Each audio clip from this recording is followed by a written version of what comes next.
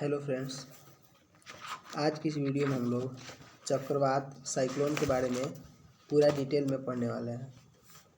आज की इस वीडियो से आप लोगों को चक्रवात के बारे में एक भी क्वेश्चन नहीं छूटेगा जो कि एनडीए में आता है। एनडीए का हम लोग पढ़ेंगे आज। एनडीए में चक्रवात से क्वेश्चन कम से कम 1-2 मार्क्स का जरूर से जरूर आएगा। जीएटी में चक्रवात से भी क्वेश्चन रहता है, बार बार पूछा गया है चक्रवात से क्वेश्चन, इसीलिए हम आज चक्रवात के टॉपिक को लाए हैं। आपके लिए हम इतना सारा लिखते हैं, इतना डॉक्यूमेंट बनाते हैं और आप लोग मेरे चैनल को सपोर्ट ही नहीं कर रहे हैं। कृपया आप मेरे चैनल को सपोर्ट कीजिए, सब्सक्राइब कीजिए। चलते हैं अपने टॉपिक की ओर। क्या तो चक्रवात के बारे में पढ़ते हैं। चक्रवात साइक्लोन, जिसको इंग्लिश में साइक्लोन बोलते हैं, तो स्थिर एवं परिवर्तनशील हवाओं के वायुमंडलीय भंवर जिनके केंद्र में निम्न वायुदाब और केंद्र के बाहर उच्च वायुदाब होता है, चक्रवात कहलाता है।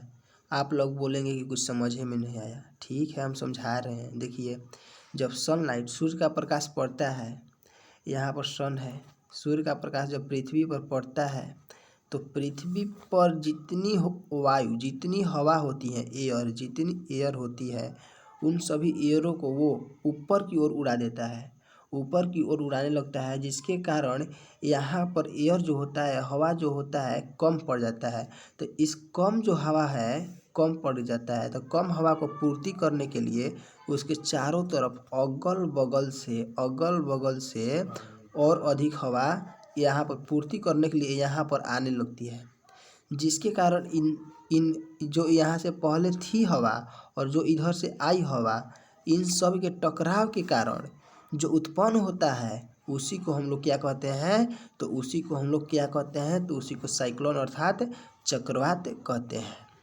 आप लोग अच्छा से समझ गए होंगे। स्थिर एवं परिवर्तनशील हवाओं के वायुमंडलीय भंवर जिनके निम्न वायुदाब और केंद्र के बाहर, देखिए, जिनके केंद्र में निम्न वायुदाब, यहाँ पर जब निम्न वायुदाब न होगा, क्योंकि यहाँ का हवा तो ऊपर चला गया, यहाँ पर वायुदाब रहा कहाँ, निम्न वायुदाब, और इनके केंद्र के बाहर उच्च वायुदाब है।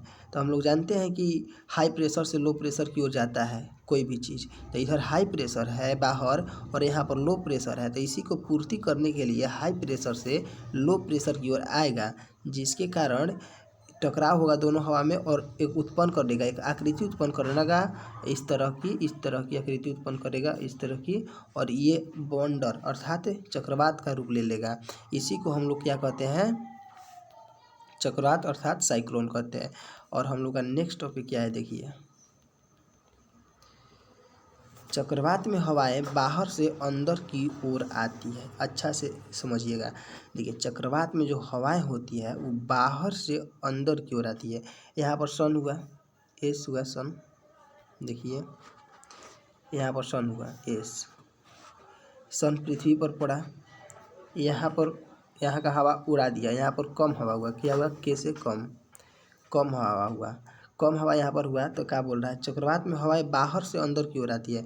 इधर अधिक हवा है, इधर जो है अधिक हवा है, तो इधर से जो हवा जाएगा बाहर से ना अंदर की ओर आ रहा है, केंद्र की ओर आ, सेंटर की ओर आ रहा है, तो इसीलिए बोला चक्रवात में हवाएं बाहर से अंदर की ओर आती है।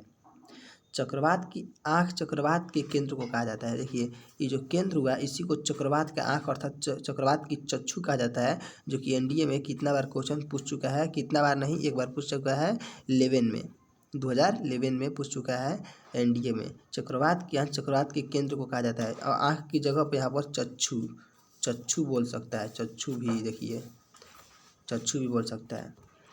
चक्रवात के केंद्र में ताप अधिक और दाब कम हो जाता है। देखिए, केंद्र हुआ तो ताप हुआ, सनलाइट आया तो ताप यहाँ पर तो अधिक हो ही गया ना, और जो दाब है यहाँ पर कम से कम हवा, यहाँ पर मान लीजिए हवा नहीं है, आदमी, देखिए उधर से आया सनलाइट, यहाँ पर आदमी 100 थे और 80 ऊपर उड़कर चले गए, तो यहाँ पर बचे 20, तो इसका भार जो कम हुआ, भार का तो कम ही हुआ, लेकिन लाइट जो है वो तो अधिक ही ना है, तो यहाँ पर इसीलिए बोला गया है कि चक्रवात के केंद्र में ताप अधिक और दाब कम हो जाता है।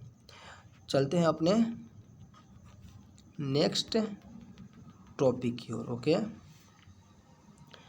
तो नेक्स्ट टॉपिक क्या गया, इसको कैसे कट किया जाए, कट हो जाए, हाँ हो गया। ओके, नेक्स्ट टॉपिक पे आते हैं हम लोग।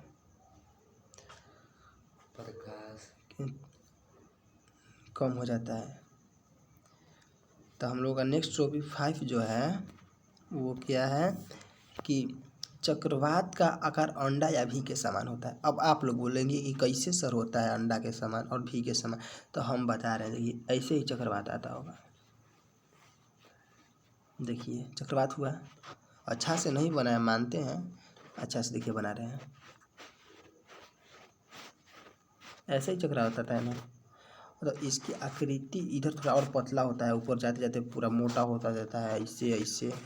तो ये देखिए ई हो गया ऐसे और ई हो गया ऐसे, तो ये किस आकार का है, भी के आकार का नहीं है। देखिए तो इसलिए बोला गया कि चक्रवात का आकार जो होता है अंडा या भी के आकार का होता है। ऑप्शन में भी रहेगा तो भी मारिएगा और अंडा रहेगा तो अंडा मारिएगा। एकदम आसान क्वेश्चन है, चक्रवात को अच्छा से समझिए क्योंकि इसमें एनडीए में क्वेश्चन आता ही आता है। अच्छा से ध्यान से देखिएगा। और चक्रवात देखिए कोई भी चीज़ हो, भूकंप हो उसको भी मापते हैं, भूकंप को मापते हैं ना, सुनामी को मापते हैं। उसी प्रकार कितनी इसकी शक्ति है, कितनी तीव्रता है, इसको मापते हैं। तो उसी प्रकार हम लोग चक्रवात साइक्लोन को भी मापते हैं। तो साइक्लोन को मापने वाला मशीन को हम लोग क्या कहते हैं, साइक्लोन को जिस मशीन द्वारा मापा जाता है उस मशीन को हम लोग टी स्केल कहते हैं। क्या कहते हैं, टी स्केल। तो अब चलते हैं अपने नेक्स्ट टॉपिक की ओर, 7 नंबर उत्तरी गोलार्ध में। देखिए अब बता रहे हैं हम आप लोगों को, ये होगा हम लोगों का उत्तरी गोलार्ध और ये हुआ दक्षिणी गोलार्ध हुआ ना। तो बोला उत्तरी गोलार्ध में चक्रवात की दिशा एंटी क्लॉकवाइज, एंटी क्लॉकवाइज का मतलब होता है घड़ी के विपरीत दिशा में, घड़ी जिस दिशा में घूमती है उसके विपरीत दिशा में। उत्तरी गोलार्ध में चक्रवात की दिशा एंटी क्लॉकवाइज अर्थात इस साइड ऐसे घूमती है, ऐसे। और दक्षिणी गोलार्ध में चक्रवात की दिशा क्लॉकवाइज अर्थात ऐसे घूमती है, ऐसे घूमती है। की दिशा क्लॉकवाइज होती है। आपसे पूछ सकता है कि उत्तरी गोलार्ध में चक्रवात की दिशा कैसी होती है, एंटी क्लॉकवाइज या क्लॉकवाइज या दोनों। तो आपको मानना है कि उत्तरी गोलार्ध में सर बताए थे कि घड़ी की दिशा एंटी क्लॉकवाइज होती है। तो अब सर क्यों नहीं बताया कि क्यों एंटी क्लॉकवाइज होती है, क्यों घड़ी की विपरीत दिशा में होता है। तो अभी बता रहे हैं हम, फेरल के नियम आप लोग जानते ही होंगे, फेरल थे उनका नियम हम बता रहे हैं अभी। फेरल जी आप ऊपर आइए थोड़ा सा। फेरल के अनुसार हवाएं, देखिए हम बता रहे हैं, फेरल के अनुसार हवाएं उत्तरी गोलार्ध में दाहिनी ओर एवं दक्षिणी गोलार्ध में बाईं ओर घूमती है। अब बताइए इसको अच्छा से थोड़ा सा समझिएगा। देखिए ये हुआ हम लोगों का उत्तरी गोलार्ध और ये हुआ हम लोग का दक्षिणी गोलार्ध। बोल रहा है कि फेरल के अनुसार हवाएं उत्तरी गोलार्ध में दाहिनी ओर घूमती है। तो ये हुआ उत्तरी गोलार्ध मतलब दाहिना ओर। आप बोलेंगे कि इधर दाहिना ओर हुआ, दाहिना ओर घूम रहा है, इस साइड दाहिना हुआ, तो ये तो घड़ी के दिशा में होना चाहिए, लेकिन विपरीत दिशा में क्यों बताया सर, आप ही अभी तो बताएं विपरीत दिशा में। देख अच्छा से वो समझिए। फेरल के अनुसार हवा उत्तरी गोलार्ध में दाहिनी ओर घूमती है, अर्थात देखिए ये हुआ हम लोग का उत्तरी गोलार्ध, इधर से हम लोग का हवा आ रही है, चक्रवात हुआ इधर से हवा आ रही है ना। तो हम बोले कि दाहिनी ओर घूमती है, कहाँ, फिर हवा उत्तरी गोलार्ध में दाहिनी ओर एवं दक्षिणी गोलार्ध में बाईं ओर। तो दाहिनी ओर घूमती है, अर्थात देखिए इसका दाहिना कौन हुआ, इसका दाहिना ये हुआ, इधर हुआ। इसका दाहिना कौन हुआ, इधर हुआ। इसका दाहिना कौन हुआ, इधर हुआ। इसका दाहिना कौन हुआ, इधर हुआ। तो 21 एंटी क्लॉकवाइज चाहिए या क्लॉकवाइज, एंटी क्लॉकवाइज। इसीलिए फेरल जी ने कहा है कि फेरल के अनुसार हवाएं उत्तरी गोलार्ध में दाहिनी ओर, दक्षिणी गोलार्ध में बाईं ओर घूमती है। ये देखिए दक्षिणी गोलार्ध में बाहर से हवा आ रही है, इधर से भी आ रही है। काम क्यों नहीं कर रहा,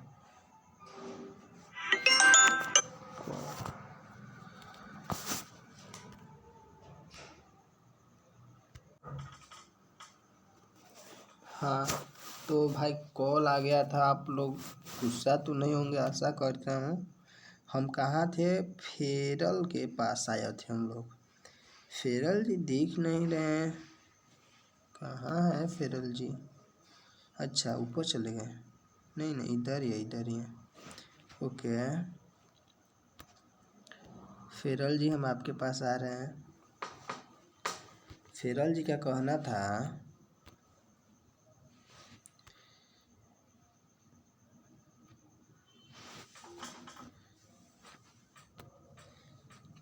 कि उत्तरी गोलार्ध में दाहिनी ओर एवं दक्षिणी गोलार्ध में बाईं ओर घूमती है हवाएं। तो हम आप लोगों को बताएं उत्तरी गोलार्ध में और दक्षिणी गोलार्ध में बता रहे थे। ये हम लोग का दक्षिणी गोलार्ध, और इसमें हवा जाएगा इधर से, जाएगा इधर से भी जाएगा, इधर से भी जाएगा, इधर से भी जाएगा।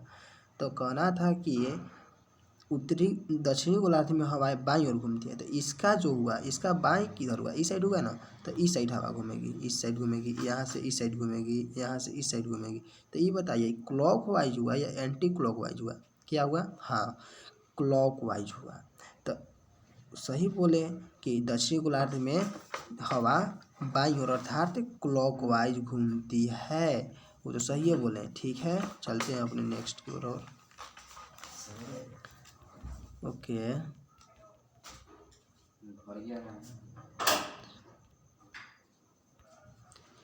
कर्क और मकर रेखा के बीच के क्षेत्र को उष्णकटिबंध कहते हैं। आप बोलेंगे ये तो टॉपिक से अलग है, लेकिन नहीं इसी में हम बता रहे हैं। यहाँ पर देखिए ये होता है, ये कर्क और मकर रेखा के बीच उष्णकटिबंध, ये सब जो है उष्णकटिबंध है, उष्णकटिबंध है ये सब। और कर्क और मकर रेखा के बीच के क्षेत्र को उष्णकटिबंध कहते हैं। और इसके जो ऊपर वाला भाग होता है उसे शीतोष्णकटिबंध, इसको एक सेकेंड इसको और इसको इन दोनों के क्षेत्र को शीतोष्णकटिबंध कहते हैं। क्या कहते हैं?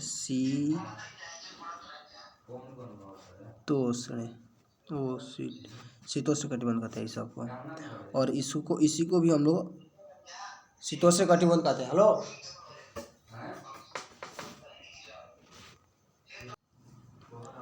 हाँ, और बोल रहे थे कि इसको शीतोष्णकटिबंध कहते हैं और इसको उष्णकटिबंध कहते हैं, इसको उष्ण।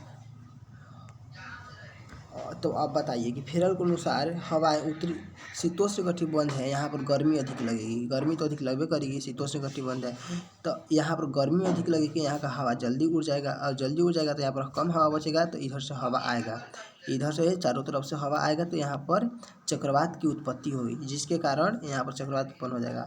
तो कर्क और मेघा के क्षेत्र को उष्णकटिबंध कहते हैं। और सबसे खतरनाक चक्रवात उष्णकटिबंधीय क्षेत्र में आता है। अब आप लोग समझ गए होंगे कि क्यों यहाँ पर चक्रवात उस उष्णकटिबंधीय क्षेत्र में सबसे अधिक चक्रवात आता है। तो चलते हैं हम लोग अपने नेक्स्ट टॉपिक की ओर, या आशा करता हूँ आप लोग समझ गए होंगे। तो अब टर्नेडो के बारे में बताते हैं आप लोगों को। टर्नेडो एक ऐसा चक्रवात है जो अमेरिका में आता है, उत्तरी अमेरिका में आता है, और उसी के बारे में हम लोग चर्चा करेंगे आज। टर्नेडो के बारे में जानते हैं। ओके टर्नेडो भैया, हाँ कम आता है। देखिए टर्नेडो चक्रवात अमेरिका में आता है। कहाँ आता है? अमेरिका में आता है टर्नेडो चक्रवात।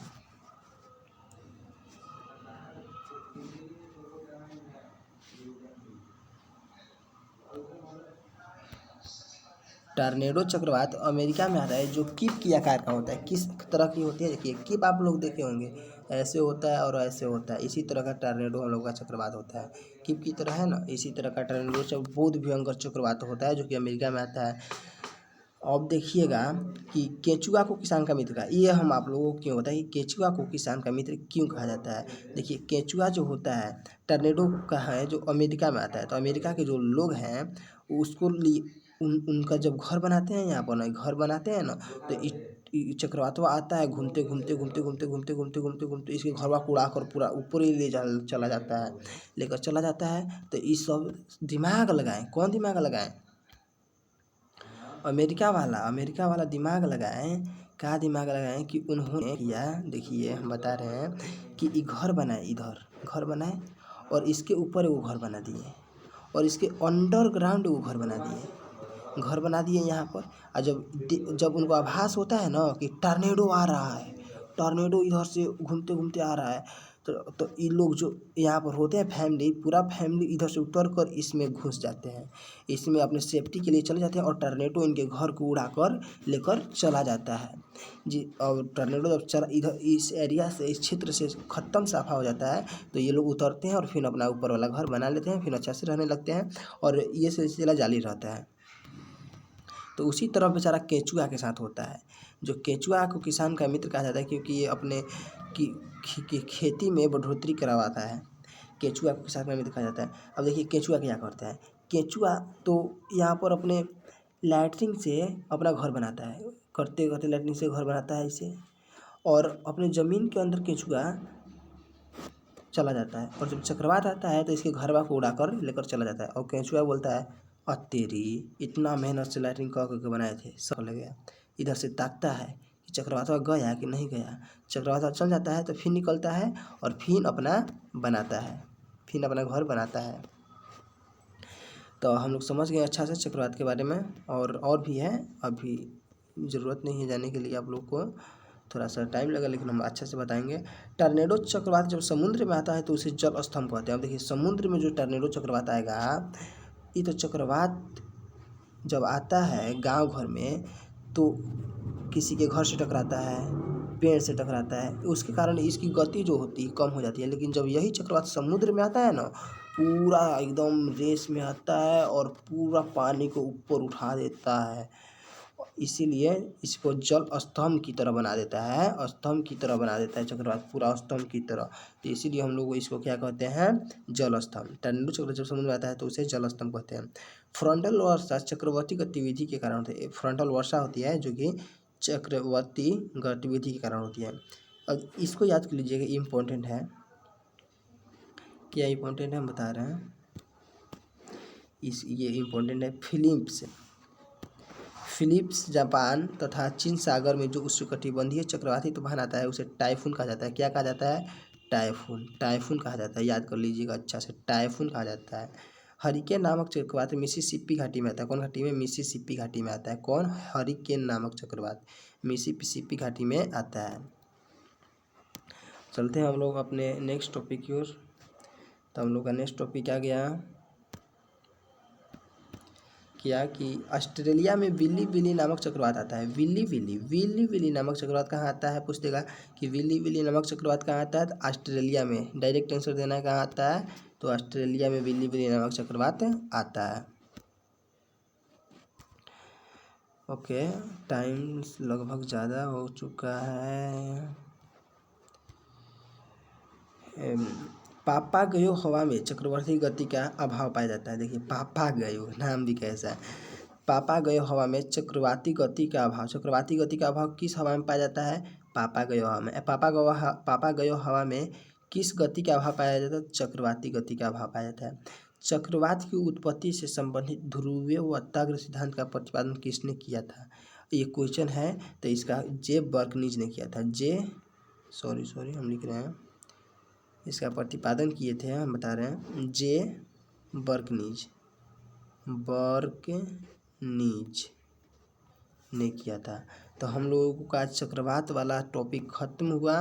आज हम लोग चक्रवात के बारे में पढ़े, एनडीए वाला टॉपिक, जो एनडीए के लिए बहुत इंपॉर्टेंट था। एक टॉपिक था जीएस वाला, चक्रवात जीके जीएस वाला बहुत इंपॉर्टेंट था। और हम लोग इसके बारे में, इसके और according history, geography, political, physics, chemistry, bio, maths से संबंधित हम और वीडियो लाते रहेंगे। और एनडीए की तैयारी करने के लिए आप लोग इंग्लिश से भी संबंधित लाते रहेंगे।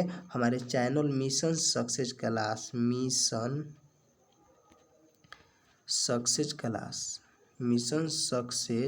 क्लास को सब्सक्राइब कर लीजिए। आप लोग जाकर देखिएगा तो सिर्फ यहाँ पर कम से कम 200-250 सब्सक्राइबर होंगे। समझ सकते हैं कितना कम होता है, 200-250 सब्सक्राइबर।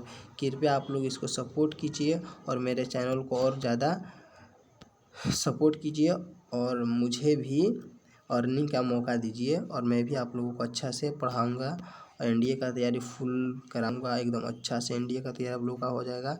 धन्यवाद, और मेरे चैनल को प्लीज़ सब्सक्राइब कर लीजिए।